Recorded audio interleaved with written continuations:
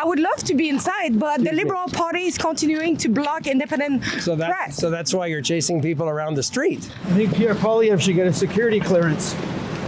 Yeah. Do you think Canadians can actually still trust the Liberal Party, who actually destroy the immigration system, they destroy the economy? What did you think about the fact that they remove Chandraria and Rubidala from the race? I don't know the internal reasons. I was not told that, but I trust the party and their judgment. I have full faith in what the party's done. Mm-hmm. Minister Olen, knowing that the COVID-19 vaccine have done a lot of consequences, do you think we should remove those products from the market? Mr. Olen, you're the health minister. Do you think we should remove the COVID-19 vaccine from the market? And my definition of old has changed, but old Liberals coming back, members who've never been part of a party before, united with one purpose, which is to make Canada even greater. On Sunday, my colleague Guillaume Roy and I drove to Ottawa to cover Mark Carney's coronation as the new leader of the Liberal Party of Canada. While he is not the Prime Minister yet, that could change sooner than we think, depending, of course, on Justin Trudeau's next move. Mark Carney's victory didn't exactly shock anyone, but the whole process raised some serious questions. Why? Well, only 1 out of 3 registered members managed to get verified and actually vote. So what really happened there? And why isn't the party being more transparent about the removal of 2 candidates, Arya Chandra and Rubidala?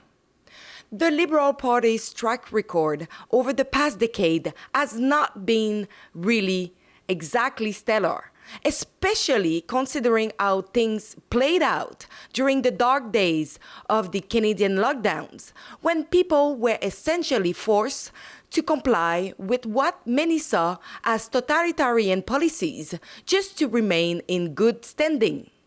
On Sunday, I spotted several ministers and former ministers from Trudeau's cabinet. Some avoided us entirely, while others dodged our questions. One of the main points I wanted to address was whether Mark Carney should disclose his financial assets to come clean with Canadians. The thing is, Carney owed significant financial assets, and as the likely replacement for Prime Minister Justin Trudeau, he could take office without previously disclose his wealth, potential conflicts of interest, and where his money is actually invested. This concern becomes even more pressing considering reports that Mélanie Joly gave Carney a confidential briefing on the looming U.S. tariff, information that the other candidate never received, despite its potential impact. This is particularly troubling given Carney's involvement in the decision to move Brookfield Asset Management headquarters from Toronto to New York to dodge those very tariffs. So what's really going on behind the scenes? I will let you take a look at all my interaction and judge for yourself. We have made this the greatest country in the world, and now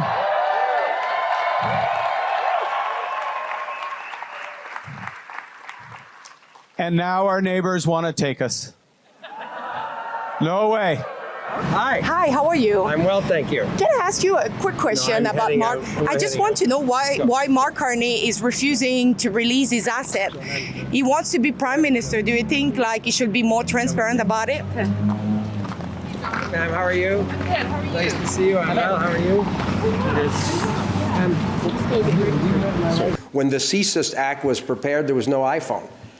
You can see that there's a certain gap in some of those authorities. So we think a thoughtful, more holistic review of national security legislation is the time to deal with the very thoughtful recommendation in the Emergencies Act. The presence of the Ottawa Police Service that does terrific work in dozens and dozens of protest situations every year. This was an extraordinary moment that required extraordinary measures.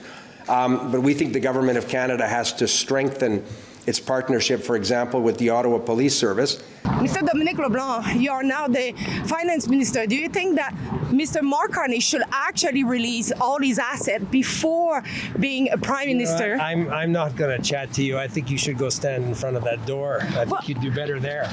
I would love to be inside, but the Liberal Party is continuing to block independent press. So that's why you're chasing people around the street. No, I'm scrumming people around the street. No, it's not a scrum if we're walking to a car. No comment. So you're a public servant, isn't it? You should answer the question, isn't it?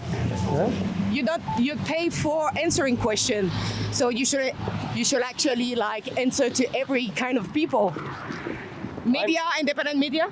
I talk to media all the time. I spent a lot of time today talking to the media.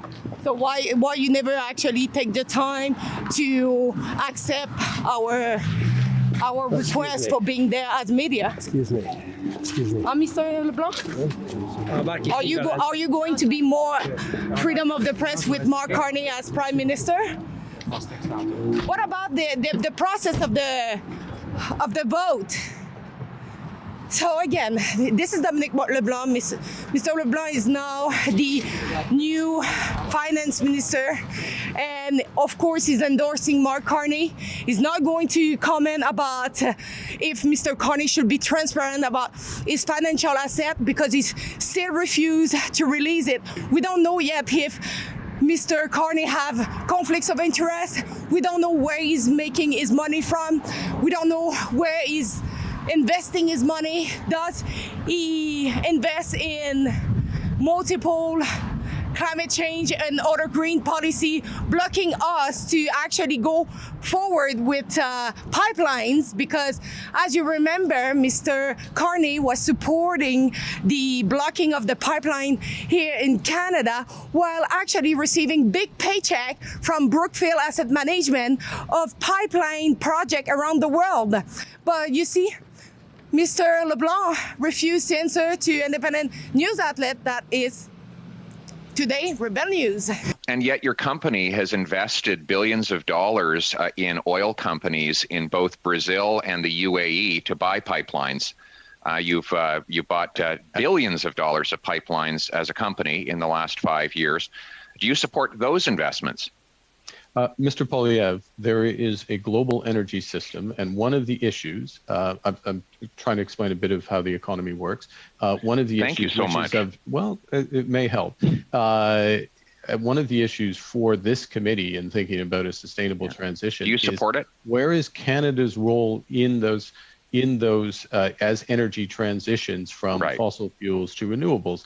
And in different jurisdictions, into different geography, it matters. It matters, and this is a fundamental point. Yeah. No, I'm sorry. This is a fundamental. You're finally getting to a point You've exceeded that the is time. relevant to this committee's inquiry. What you're saying is you oppose pipelines in Canada, but you support them in the UAE and in Brazil. That's what you've actually said. There are specific. That's your double standard. It is not a double standard. It is a double standard. No, it's not. You make billions of dollars off foreign pipelines, and you shut them down here at home, putting our people out of work. So I just had an interaction with Frank Baylis. Frank Baylis is one of the candidates for the Liberal leadership race. I don't know if you saw our report on Frank Baylis, but one of the things is that his company was awarded a $237 million contract to produce ventilator during the COVID-19 pandemic. It sounds noble, but no. Baylis was no longer MP, but he was still deeply embedded within the Liberal network. And that contract, it got awarded without a competitive tender. So I asked him a couple of questions. Check it out. Mr. Baylis, how are you? Do you think you have a chance to win today? I think in some ways I've already won. Mm-hmm. We put a lot of important things on the agenda that people want to talk about, and I've been honestly overwhelmed by the positive responses. So, yeah, we'll see for sure. What did you think about the fact that they remove Chandraria and Rubidala from the race? I don't know the internal reasons. I was not told that, but I trust the party and their judgment. I have full faith in what the party's done. Mm-hmm. Because they claim that the risk of foreign interference, but they kept the money raised by the candidate. Well, I don't know if there's even a process to give money back because the money doesn't go from the candidates. We It got to goes go to a direct. meeting. Yeah. Good luck. Merci. Thanks. Do you think Mark Carney should release his financial asset to get clean about his record? I think Pierre Poilievre should get a security clearance. Don't you ask Pierre to get a security clearance? I just had an interaction with Omar Alghabra, the former Minister of Transport. He was a minister during the Freedom Convoy, and he was mainly responsible of some policies put in place. Let's check it out. I just want to know, do you think that Mr. Carney should release the financial asset that he has? Do you think that he should release all his assets for being more transparent for Canadians? Do you think that the freedom of press is something really important here in Canada? Do you think Mark Carney and the Liberal Party should allow independent press to get to your event? It's a good defense of that. I know. I mean, Mr. Alghabra, why you don't want to answer? Do you have any regret of the policies that you and your government hold during the pandemic? Do you have any regret? Do you have anything to say to Canadians about the fact that Canadians have been denied their rights to travel during the pandemic? Mr. Alghabra, do you regret to have froze the bank account of the people who were protesting peacefully here in Ottawa? Do you have anything to say to Canadians for the economic crisis that we are living on, and that is part because of your party? Do you think it was the right thing to freeze the bank account of the Canadian?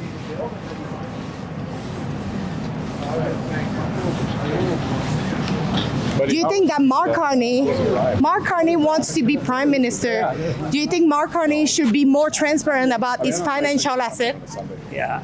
And there was a period where there was. Do you have any concern that Mark Carney actually lied about the fact that his company, Brookfield Asset Management, moved the headquarters from Toronto to New York City? What about that? Do you have any concern that he lied to Canadians on live TV about that? Flight got delayed. I didn't get into beforehand. Oh. Damn. Why the Liberal never acknowledge that?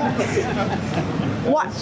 Can you explain to me why the Liberals never take any responsibility of what you're doing? You actually beat up protester that was peaceful in Ottawa because he wanted to have their basic freedom. And you never came out to try to speak with them. You invoked the Emergencies Act. You froze bank account. You don't have anything to say to Canadians? Why you have nothing to say? You're a public servant. You should answer question, isn't it? When are you going back? Tomorrow. Yeah. Drive? Yeah. Do you think Canadians can actually still trust the Liberal Party, who actually destroy the immigration system, they destroy the economy, they destroy they have the housing crisis, the economic crisis? Do you think people can still trust the Liberal Party? Really. No? Are you going to lower the number of immigrants that are coming here every year? Do you have any concern about the extremism that we can have here by bringing thousands of Gazans? So you just got it. Omar Alghabra, I tried to do my best. As I say, I'm just trying to bring some question as it goes, especially because in English is not my first language, but I think I did it right. I asked if he had any apologies to give to any Canadian about what they have done so far to Canadians, especially during the convoy. But as you can see, they don't want accountability. They don't want to be challenged on what they did. And this is the Liberal Party. They will never change. Minister Olen, knowing that the COVID-19 have vaccine have done a lot of consequences.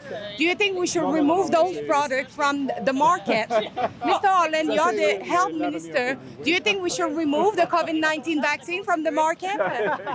Do you think that? Mr. Holland doesn't want to answer the question about the COVID-19 vaccine. As you know, there was a lot of bad side effects, and I just asked if we should remove those products from the market. But Mr. Holland, that is the new health minister, seems to not care about those issues. Do you think that Mark Carney should release all his financial assets that he has to be clean in front of Canadians? Why are you not answering, Mr. Miller? The Emergencies Act spells out a clear process that must be followed once an emergency is declared. Yesterday, the orders and regulations that allow us to take action were published in the Canada Gazette. They outline in specific terms our clear, targeted, and proportionate response to this crisis. Mark Carney wants to be the Prime Minister. Do you think he should release his financial asset to make sure that he's getting clean for Canadians? What do you think of that? Why you don't want to answer? Mr. Essasi, can I ask you quickly, do you think Mark Carney should be releasing his asset to come clean for Canadians? Do you think we should send more money to Ukraine? Mr. Ali Essasi. The organizer is telling you to leave the place. I don't want you to walk backwards, sir. It's not safe to walk backwards. It's not safe to walk backwards. Turn around. Mr. Adam, do you regret for stopping us the other day? Do I have a regret? I live without regret. No regret. What about closing the blinds? What was that tactic to close the blind on us? Why did you try to block the camera of my producer, Efron Mosento? Do you think you have the right to decide who is the press and who should report on stories? Mr. Adam, why are you not answering questions? You're a Liberal MP. You should probably answer a couple of questions, isn't it? Why are you filtering the press? Mister? You have nothing to say about the other day?